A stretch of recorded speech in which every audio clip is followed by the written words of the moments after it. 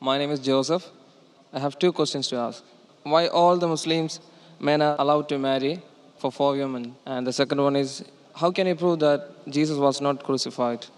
Brother, there's two questions. Brother, are you a Christian? I am. Brother, there's two questions. That why does Islam permit a man to have up to 4 wives?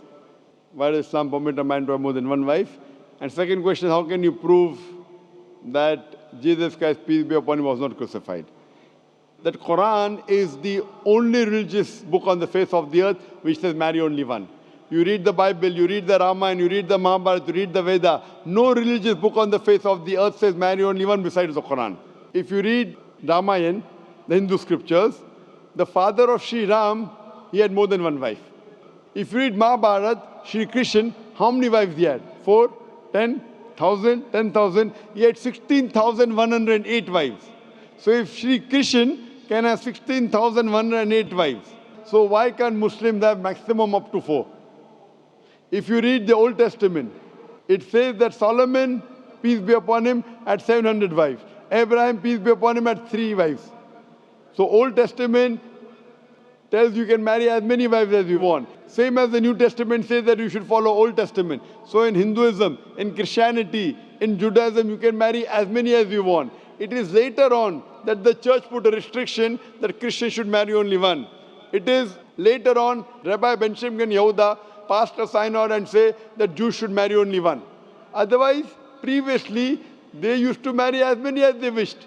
It is the Indian penal code in India in 1954 that put a restriction and said under the Hindu Special Marriage Act, the Hindus should marry only one. But the scriptures put no restrictions. Let's analyze what does the Quran say. Quran says in Surah Nisa chapter 4 verse number 3, marry women of your choice in 2s, 3s or 4s, but if you can't do justice, marry only one. This statement, if you can't do justice, marry only one, is only given in the Quran and no other religious scriptures. Let us analyze why does Quran give permission for the Muslim men to marry more than one woman, maximum 4. The reason is that by nature, male and female are born in equal proportion. But if you ask any pediatrician, he will tell you, the doctor of the children, that the female child is stronger than the male child in fighting germs and diseases. So you have more deaths among the male children as compared to female children. So in pediatric age itself, the females are more than the males. As life goes on, there is death due to wars, due to alcoholism, due to drug addiction, due to accident. In all these cases, more men are dying as compared to females. So today in the world, there are more females as compared to males. In few countries, like India and China, the female population is less than the male population because of female feticide and female infanticide. In India, according to a BBC report, every day more than 1,000 fetuses are being aborted after they are identified as females. If you multiply this figure by 365, you get a total of more than 1 million fetuses are being aborted every year in India after they are identified that they are females. According to the Tamil Nadu government hospital report, out of 10 females born alive, 4 are put to death. If you stop this evil practice of female feticide and female infanticide in India, even in India, the female population will become more than the male population. Even in China, if you stop this evil practice, the female population will become more than the male population. Today, if you analyze, in USA alone, there are 4.7 million females more than males. In UK alone, there are 1.2 million females more than males. In Germany alone, there are 1.6 million females more than males. In Russia alone, there are 10.6 million females more than males. And God alone knows that how many females are more than males throughout the world. If I agree with you that one man should only marry one woman, and suppose your sister happens to live in America, or suppose my sister happens to live in USA, and the market is saturated, every man has found a wife for himself, yet there will be 4.7 million females who will not find life partner.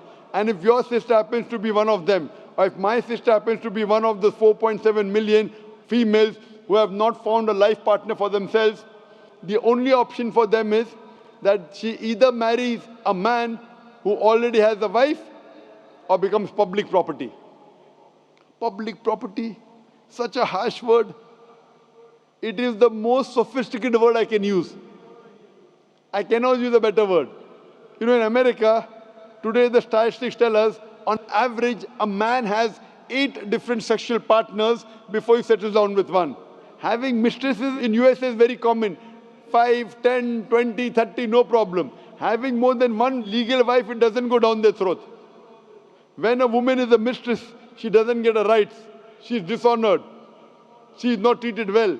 In Islam, when a woman becomes the second wife, she gets the honor, she gets the right, she's treated well. Any modest woman, if you ask her, that would you prefer being a second wife of a man who is already married or become public property, they would opt for the first. So Islam has given permission for some men to have more than one wife to protect the modesty of the woman. Coming to your second question. Is it allowed for ladies to marry 4 men? Brother, you're asking counter question, the time is limited. You asked 2 questions, now you're asking a 3rd question. Are you convinced with the first answer? I'm convinced with the first one. MashaAllah, so you're convinced, okay.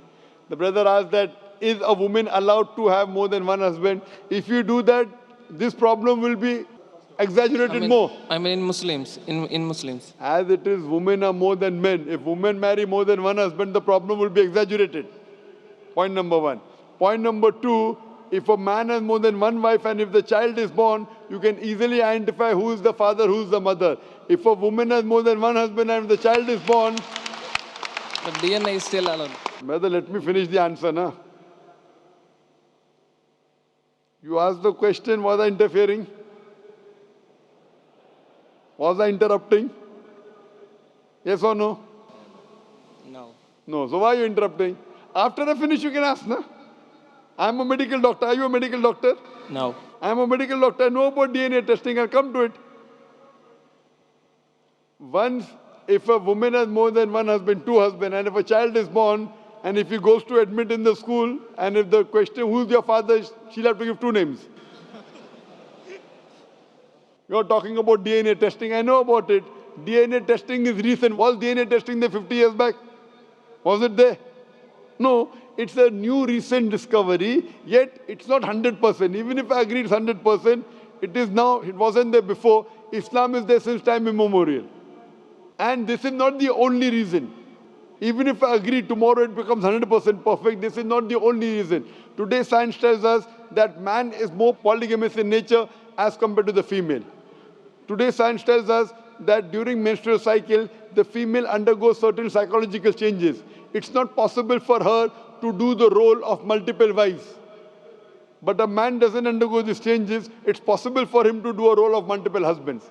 Today science tells us that if a man has multiple sexual partners and all are faithful, there is no problem. But if a female has multiple sexual partners and all are faithful, there are chances of sexually transmitted diseases to emerge.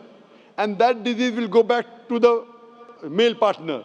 So medically, it is not acceptable that a female has multiple partners, but medically and scientifically, it's acceptable that a male can have multiple partners.